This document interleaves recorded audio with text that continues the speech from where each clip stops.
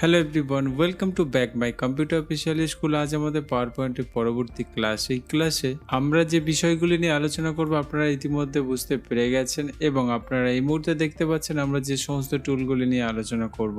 যে কোনো পিকচারকে অ্যালবাম তৈরি করতে গেলে আমরা সেই পিকচারকে কিভাবে ফ্রেমের মধ্যে অ্যাটাচ করতে পারবো, এই সমস্ত বিষয় নিয়ে আজকে এই ক্লাস। তো যারা এর আগের ক্লাস করেছেন এবং যারা নতুন ক্লাসটি শুরু থেকে শেষ পর্যন্ত করবেন, আমরা সরাসরি কম্পিউটার স্ক্রিনে আসি। তো আমরা এই মুহূর্তে কম্পিউটার স্ক্রিনে এসে গেছি এবং তার সঙ্গে পাওয়ার পয়েন্ট সফটওয়্যারটা খুলে নিয়েছি। আপনারা অবশ্য পাওয়ার পয়েন্ট সফটওয়্যারটা খুলে নেবেন এবং পাশাপাশি আমরা একটা পিকচার নেব, যে পিকচারকে আমরা অ্যালবাম এবং ফ্রেমের মধ্যে রাখতে চাইছি। তো এই জন্য আমি এখানে একটা পিকচারকে সিলেক্ট করে ডিলিট করে দিলাম এবং সরাসরি আমরা একটা পিকচার নেব। ওকে, অ্যান্ড আমি ইনসার্ট থেকে পিকচার নেব। এই জন্য কিন্তু আমরা ইনসার্টে চলে যাব। সরাসরি ইনসার্টে ক্লিক করার সঙ্গে সঙ্গে আপনারা দেখতে পাবেন পিকচার বলে একটা টুল আছে। এই পিকচারে ক্লিক করার সঙ্গে সঙ্গে আপনারা এখান থেকে পিকচার নিয়ে নেবেন। তো আমি এখান থেকে একটা পিকচার নেওয়ার চেষ্টা করব, আপনারা আপনাদের মতো পিকচার নিয়ে নেবেন। আমি এখান থেকে একটা পিকচার নিয়ে নিলাম। আপনারা দেখতেই পাচ্ছেন আমরা কিন্তু এখানে একটা পিকচার নিয়ে নিয়েছি। ওকে, অ্যান্ড পিকচারটাকে আমি একটু ছোট করলাম অ্যান্ড এই পিকচারকে আমরা অ্যালবাম বা এই পিকচারের চারিদিকে কিন্তু আমরা ফ্রেম স্টাইলটা ইউজ করব বা অ্যাপ্লাই করব। ওকে, এই জন্য কিন্তু আমাদের পিকচারটা সিলেক্ট করতে হবে। সিলেক্ট করার সঙ্গে সঙ্গে আপনারা দেখবেন আমাদের ফরম্যাট ট্যাব কিন্তু অটোমেটিক খুলে যাবে অ্যান্ড ফরম্যাট ট্যাব খুলে যাওয়ার সঙ্গে সঙ্গে আপনারা দেখতে পাবেন এখানে পিকচার স্টাইলের মধ্যে কিছু টেমপ্লেট বা স্যাম্পল দেওয়া আছে। আপনারা চাইলে কিন্তু এখান থেকে ইজিলি নিতে পারেন। ওকে, এন্ড যদি এখানে পছন্দ না হয় তাহলে কিন্তু আমরা এখানে অপশনটাকে ক্লিক করবেন। সরাসরি আপনারা দেখতে পাচ্ছেন বিভিন্ন রকম শেপ আছে। আমরা চাইলে যে কোনো শেপে কিন্তু আমরা এই যে পিকচারটা নিয়েছি পিকচারটা আমরা অ্যাপ্লাই করতে পারি। ওকে, আপনারা দেখতে পাচ্ছেন এই মুহূর্তে কিন্তু আমি একটা স্টাইল এখানে অ্যাপ্লাই করে দিয়েছি। পরবর্তী স্টাইলগুলো আপনারা দেখতেই পাচ্ছেন। আপনারা চাইলে কিন্তু এভাবে স্টাইলগুলো অ্যাপ্লাই করতে পারেন। বাট আজকে আমরা কি করব, এই যে ফ্রেমটা আমরা অ্যাপ্লাই করেছি এই ফ্রেমের কিছু কাজ থাকে। যেমন আমরা এই পিকচার চারিদিকে দেখতে পাচ্ছি একটা হোয়াইট আকার আছে। এই হোয়াইটটা কিন্তু ফ্রেম, এই ফ্রেমটার কালার কিন্তু আমরা ইজিলি চেঞ্জ করতে পারবো। এই জন্য কিন্তু আমাদের সরাসরি আসতে হবে পিকচার বর্ডার অপশনে। পিকচার বর্ডার অপশনে ক্লিক করার সঙ্গে সঙ্গে আপনারা দেখতে পাবেন থিম কালার, মানে এখানে কিছু কালার দেওয়া আছে। আপনারা চাইলে এখান থেকে এই কালার নিয়ে অ্যাপ্লাই করতে পারেন আপনাদের পিকচারের উপরে। ওকে, তো এই থিম কালারের মধ্যে বিভিন্ন রকম কালার থাকে, আপনারা চাইলে এখান থেকে নিতে পারেন। এবং আপনারা একটু নিচের দিকে দেখতে পাবেন স্ট্যান্ডার্ড কালার। স্ট্যান্ডার্ড কালার মানে প্রতিনিয়ত যে কালারগুলো লেগে থাকে সেই কালারগুলো কিন্তু স্ট্যান্ডার্ড কালারের মধ্যে থাকে।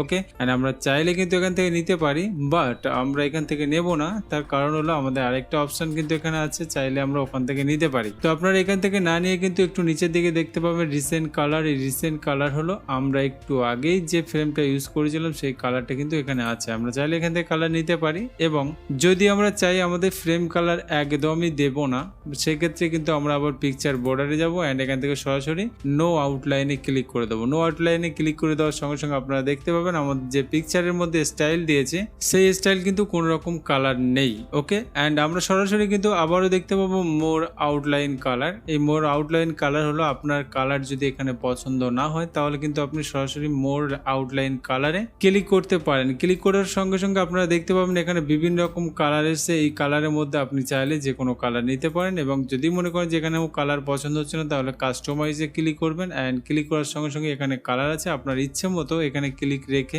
কালার তৈরি করে নিয়ে নিতে পারেন। আমরা এখান থেকে কালার নিলাম, বাট এই যে দেখুন একটা আইকন আছে, এই আইকনটা কিন্তু আমরা উপরের দিকে নিয়ে গেলে আমাদের লাইট কালার হয়ে যাবে এবং যদি আমরা ডিপ কালার নিতে চাই তাহলে কিন্তু নিচের দিকে নিয়ে আসতে হবে। অথবা আমরা ডিপ কালার নিলাম অ্যান্ড সরাসরি আমরা ওকে করে দেবো। ওকে করে দেওয়ার সঙ্গে সঙ্গে আপনারা দেখতে পাচ্ছেন আমাদের পিকচারে কিন্তু কালার বর্ডার অ্যাপ্লাই হয়ে গেছে। ওকে, তো আমাদের পরবর্তী অপশন হলো আমরা যদি কালার না তৈরি করতে পারি এবং সেই কালার যদি পাশে কোথাও থেকে থাকে আমরা কিন্তু সেখানে ক্লিক করে কালার তৈরি করে নিতে পারি। যেমন আপনি দেখতে পাচ্ছেন এই যে পিকচারটা আছে এই পিকচারে কিন্তু একটা বর্ডার দেওয়া আছে। যদি আমরা চাই এই বর্ডারের কালারটা আমরা এখানে নেব, সেক্ষেত্রে কিন্তু আমরা সরাসরি পিকচার বর্ডারে ক্লিক করবো অ্যান্ড এখানে আপনি দেখতে পাচ্ছেন আই ড্রপার। আই ড্রপারের কাজ কি আপনারা দেখুন একটু। আমরা ক্লিক করব সঙ্গে সঙ্গে আপনারা দেখতে পাবেন যে আমাদের এখানে একটা পেন টুল বলে অপশন চলে এসেছে, বাট এটা কিন্তু আই ড্রপার অ্যাক্টিভেট হয়ে আছে। আপনি যে জায়গাটুকুই ক্লিক করবেন সেই জায়গার কালারটা কিন্তু চলে আসবে, বাট এখানে আপনারা দেখতেই পাচ্ছেন যে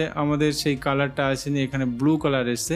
যেহেতু আমার মাউস পয়েন্টের কিন্তু ক্লিক করলে ব্লু কালার আসছে, এই জন্য কিন্তু ব্লু কালারটা নিয়ে নিয়েছে। যেহেতু আপনারা সহজে বুঝতে পারেন আমি কোথায় ক্লিক করছি, যার জন্য আমি অ্যাক্টিভেট করে রেখেছি। তো এখানে কিন্তু ব্লু কালারটা নিয়ে নিয়েছে। অতএব আমরা আই ড্রপার দিয়ে যে কোনো কালার যেখান থেকেও আমরা ক্লিক করে তৈরি করে নিতে পারি। আসুন পরবর্তী অপশনে আমরা দেখবো আমরা যে বর্ডারটা বা যে ফ্রেমটা দিয়েছি সেই ফ্রেমটা যে সরু এবং মোটা আছে আমরা চাইলে কিন্তু এটা কমাতে পারি এবং বাড়াতে পারি। যদি আপনি মনে করেন যে আমরা যে পিকচারে বর্ডারটা দিয়েছি এই বর্ডারটা একটু সরু আছে, আমি চওড়া করব, তো সেক্ষেত্রে আমাদের সেই পিকচারটা সিলেক্ট করতে হবে অ্যান্ড সরাসরি আমরা পিকচার বর্ডারে আসবো। এখানে আপনি দেখতে পাবেন উইথ, ওকে, অ্যান্ড উইথ এসে আপনারা দেখতে পাবেন বিভিন্ন রকম সাইজ আছে। এখানে যে সাইজে ক্লিক করবেন সেই সাইজের কিন্তু বর্ডার এখানে অ্যাপ্লাই হয়ে যাবে। আমরা মোর লাইনে যাব, মোর লাইনে আসার পর আপনারা দেখতে পাচ্ছেন এখানে উইথ কিন্তু 8 পিটি আছে। আমরা চাইলে কিন্তু এভাবে বাড়াতে পারি। আপনারা দেখতে পাচ্ছেন সহজে বেড়ে যাচ্ছে এবং এখানেও লক্ষ্য করে দেখুন আমাদের বর্ডার কিন্তু বেড়ে যাচ্ছে, ওকে। অ্যান্ড এর পাশাপাশি আমরা দেখবো ড্যাশ স্টাইল, মানে আপনারা দেখতে পাচ্ছেন যে বর্ডারটা আছে সেই বর্ডারটা সলিড বর্ডার আছে। আমরা যদি চাই ফাঁকা ফাঁকা কোনো স্টাইল দেবো সেক্ষেত্রে কিন্তু ড্যাশেসে আসতে হবে। আমরা সরাসরি সেই পিকচারটাকে সিলেক্ট রাখবো অ্যান্ড পুনরায় আমরা পিকচার বর্ডারে যাব। পিকচার বর্ডারে আসার পর আপনারা দেখতে পাচ্ছেন ড্যাশেস স্টাইল। যদি চান এখান থেকে ড্যাশেস স্টাইল কোনো কিছু নিতে পারেন। আপনারা দেখতে পাচ্ছেন এখানে ড্যাশ স্টাইল আছে। আমরা যখনই ক্লিক করব আপনারা এই পিকচারের মধ্যে দেখতে পাবেন যে আমাদের ড্যাশ স্টাইল চলে এসেছে, বাট এখানে ড্যাশ স্টাইল আসার কথা কেন আসেনি বলতে পারছি না। আমরা আবার চেষ্টা করব অ্যান্ড আমরা এইখান থেকে কোনো স্টাইল নেব না। এইখান থেকে স্টাইল নিলে কিন্তু আমাদের ড্যাশ স্টাইল আসবে না, এই জন্য কিন্তু আমরা এখান থেকে অ্যাপ্লাই করলাম। অ্যাপ্লাই করার সঙ্গে আপনারা যদি চান একটু মোটা করবেন তাহলে সেক্ষেত্রে উইতে আসবেন, এখান থেকে মোটা করে নেবেন। কিন্তু এখানে যে সমস্যাটা হচ্ছিল পিকচার বর্ডার, আমরা আবারও যাবো পিকচার বর্ডার অ্যান্ড এখানে ড্যাশ স্টাইল আসার পরে দেখতে পাচ্ছেন বিভিন্ন স্টাইল। আমরা এখান থেকে যে কোনো স্টাইলে ক্লিক করে কিন্তু নিতে পারি। আপনারা দেখতে পাচ্ছেন এই মুহূর্তে কিন্তু আমরা ড্যাশ স্টাইলে কাজ করতে পারছি, ওকে। তো আমি আশা করব ক্লাসটি খুবই সুন্দরভাবে বুঝেছেন, খুবই সুন্দরভাবে প্র্যাকটিস করে নেবেন এবং আপনার মূল্যবান সময় দেওয়ার জন্য ধন্যবাদ। ভালো থাকবেন, সুস্থ থাকবেন, যা লেখা লিখবেন কমেন্ট বক্সে। আমি আপনাদের সঙ্গে দেখা করব পরবর্তী ক্লাসে।